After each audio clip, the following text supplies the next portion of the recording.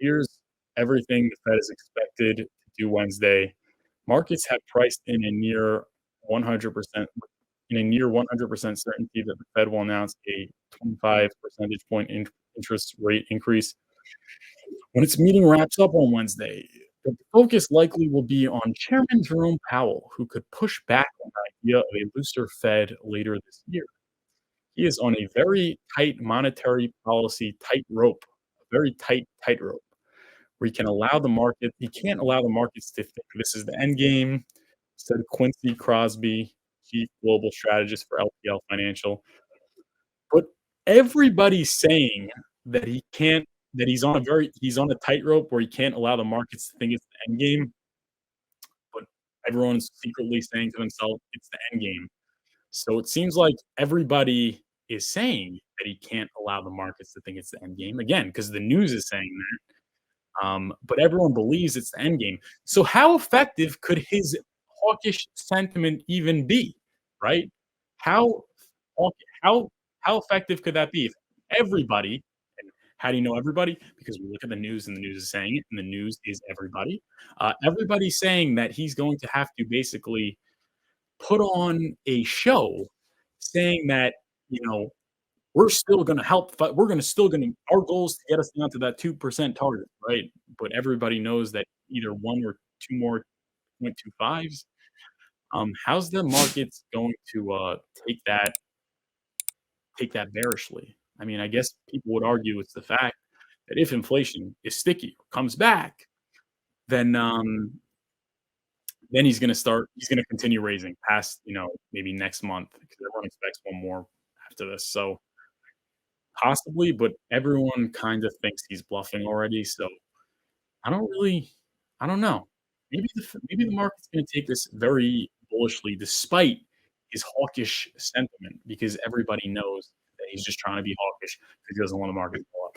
But that's some food for thought there. If that makes any sense. But I guess we'll read the whole.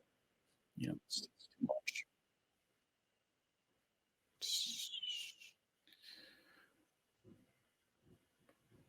Powell's presser. That's where Powell comes in. The chair will take the stage at 2:30 p.m. Eastern Time to address the media and likely try to dampen speculation that the FOMC has made up its mind about when a policy pause will come. The Fed is considering not hiking in March. Powell will not explicitly telegraph such a thing, said Tom Graff, head of investments at Facet Wealth. Rather, he will cite the lagged effect of policy, saying that even without further rate hikes, there will be an increasing tightening effect on the economy. Will suggest that they may or may not need to hike in March, and it all depends on the data. But the data has been working both ways. Recent readings on the Consumer Price Index and Personal Consumption Expenditure Price Index, the latter being the Fed's preferred gauge, shows inflation pressure abating but still high. December CPI showed a monthly decline of 0.1%, providing hope that inflation is headed in the right direction. Gas prices, which had been in retreat from record highs last summer, are rising again. Food prices are still up 10.4% from a year ago in December. Some of the Fed's own measures are showing elevated inflation. For instance, Atlanta Fed's sticky price CPI of goods and services, whose prices don't fluctuate much, is up 5.6% from a year ago as of mid-January. While flexible prices are 7.3% higher. Likewise, the Cleveland Fed inflation nowcast is indicating the CPI rose 0.6% in January and 6.4% from a year ago. While PCE was up 5.5 and 5. Weighed against those data points is that the Fed's 4.25 percentage points of rate hikes theoretically haven't made their way through the economy yet. On top of that, the central bank has reduced its bond portfolio by $445 billion since June 2022 as part of its balance sheet runoff efforts, which means they're selling bonds on the market, which increases the money supply and increases the amount of bonds on the market. Together, the rate hikes and balance sheet reduction equate to a Fed funds level of about 6.1%, according to San Francisco's Fed calculation of the proxy rate. Markets are betting the Fed has tightened by just about enough that will be able to ease back in its efforts sooner than policymakers are letting on. That's evidenced by the S&P 500. It's increased to nearly 6% so far in 2023 and a decline in bond yield despite a still tightening Fed. Investors who are taught reflexively not to fight the Fed seem to be doing just that. We don't live in an era anymore where the markets wait. The market stops and takes a breather to find out where the end is. The market moves very quickly and will try to figure out when the Fed is finished. Crosby, the LPL strategist, said, market understands that the Fed understands. The market understands that the Fed understands that they're closer to the end than they were 6 months ago. Yeah, let that sink in. That's sort of what I said. The question is when the Fed gets to the end, the market seems determined to get there first. There you go. That's interesting. I kind of said what I was saying previously, but yeah. What are your guys' thoughts on the Fed raising interest rates? I guess we're gonna have to see at 2:30.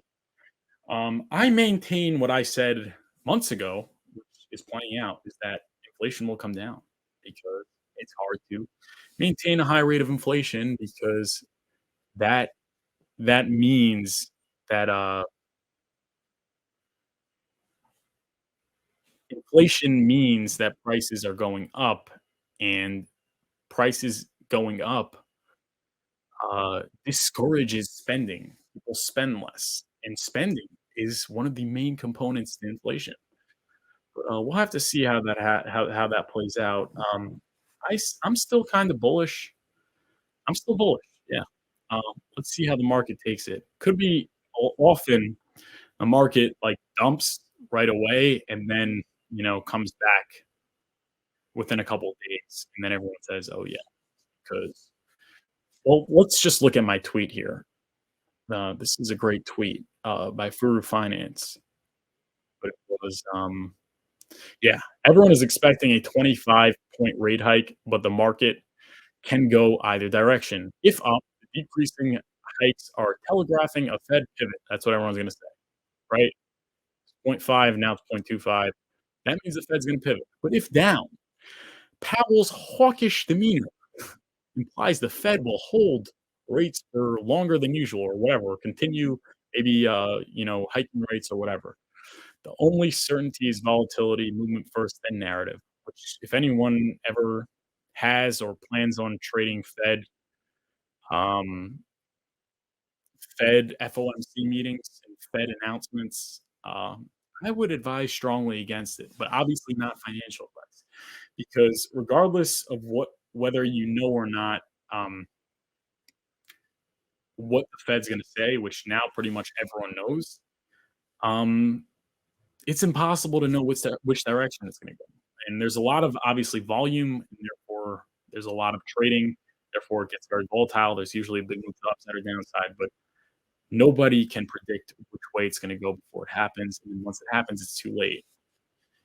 So, and like I said, the only certainty is volatility. Movement first, then narrative second is what I should have said. Yeah, everyone just the market takes it one way or the other, and then everyone creates a story around it. But you'll never know the story before it happens. You'll never know that the movement that's going to happen before it happens, which is why you just have to do your research and hold for the long run. That's really the best way to win. Trading it gives this sort of mentality that